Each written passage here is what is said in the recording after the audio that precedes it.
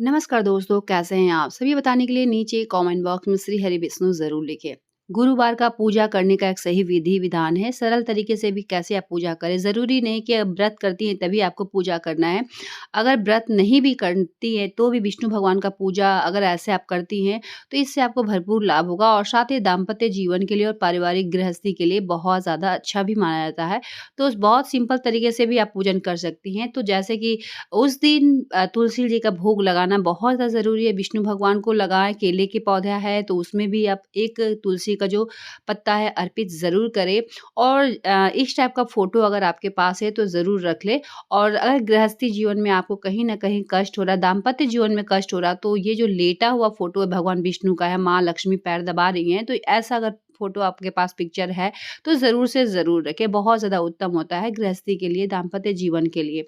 और बहुत ही सिंपल तरीके से आप घर का पूजन कर सकती हैं।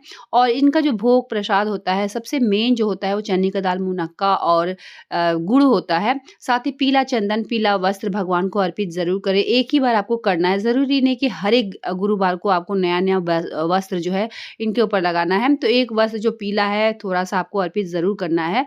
साथ ही अगर आप पीला वस्त्र पहने हैं तो ये भी बहुत ज़्यादा अच्छा माना जाता है। ऐसा माना जाता है कि मंगलवार को अगर लाल वस्त्र पहन के आप बजरंगबली की पूजा करती हैं, विष्णु भगवान को जो पूजन में आप पीला वस्त्र पहनी है तो बहुत ज़्यादा अच्छा भी माना जाता है।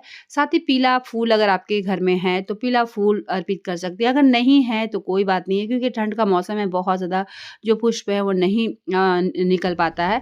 तो मेरे पास जो था वो पीला फूल मेरे यहाँ लगा हुआ था, तो पीला फूल मैंने अर्पित कर दिया। तो इसी तरीके से सिंपल तरीके से आप पूजन करें। पीला भोग प्रसाद स्वरूप लगाएँ। साथ ही केला वगैरह भी है तो आप लगा सकती हैं, नहीं है तो चने का दाल, मुनक्का और गुड़, साथ ही एक तुलसी का पत्ती, इसी तरीके से आपको अर्पित करना है भगवान को और आवाहन करना विष्णु भगवान का कि ये पूजा आप करिए विष्णु भगवान के लिए। और इसी तरीके से भगवान को जल दें, भगवान को भोग लगाएँ, भगवान को दीपक जलाएँ, दिखाएँ और कुछ नहीं आपको बहुत ज़्यादा करना है। व्रत रखती हैं तो व्रत का जो किताब बुक आता है जो वो पढ़ा जाता है, थोड़ा-सा उनमें और भी अच्छे से आपको पूजन करना होता है। लेकिन समय के अभाव के कारण थोड़ा-बहुत भी अगर पूजन करती हैं, लेकिन श्रद्धा भाव से आप पूजन करती हैं तो बहुत ज़्यादा उत्तम होता है गृहस्थी लाइफ़ के लिए, पारिवारिक लाइफ़ के लिए। साथ ही आपका दाम्पत्य जीवन किसी भी तरह का कष्ट में है, क्योंकि गुरु जो होते हैं यानी विष्णुपति जो होते हैं वो पति और पुत्र का कारक होते हैं। तो अगर विष्णु भगवान का पूजन करते हैं और नित्य पूजन करती है प्रति सप्ताह, तो ऐसे में आपका घर गृहस्थी में किसी भी तरह का दिक्कत नहीं होगा और साथ ही जो भी मनोकामना है वो सब कुछ पूर्ण होगा। कुंवारी कन्या जो है वो शादी के लिए भी आप कर सकती हैं। जो आपका शादी बहुत अच्छे घर में हो और अच्छा आपका दाम्पत्य जीवन जो पारिवारिक जो जीवन है बहुत अच्छे से कटे। साथ ही आपको और क्या करना है, तो आप तुलसी जी को ज़रूर पूजन करें, उस दिन दीपक दिखाएँ, क्योंकि विष्णु प्रिया तुलसी है, तो तुलसी विष्णु भगवान को पूजन करें, केले का पौधे का पूजन करें और तुलसी जी को भी पूजन करें। और इसी तरीके से बहुत सिंपल तरीके से बिना किसी व्रत के भी, बिना व्रत रखे हुए भी आप पूजन कर सकती हैं।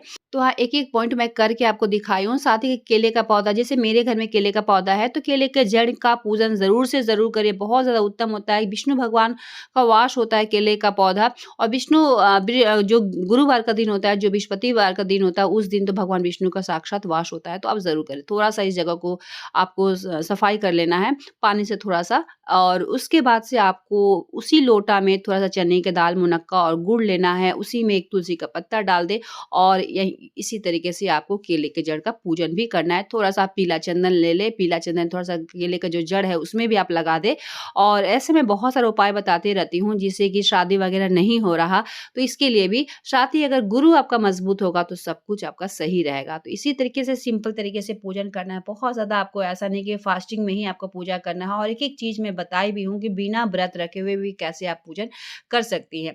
साथ ही अगर आपको भोग लगाना है तो अलग से आप कटोरी में भी लगा सकती हैं, लेकिन लोटा में अगर पानी लेके इस तरीके से आप डालती हैं तो भी बहुत ज़्यादा उत्तम रहेगा। और दीपक जलाएँ, दीपक का जो मुख है वो आपको पूर्व दिशा में ही रखना है।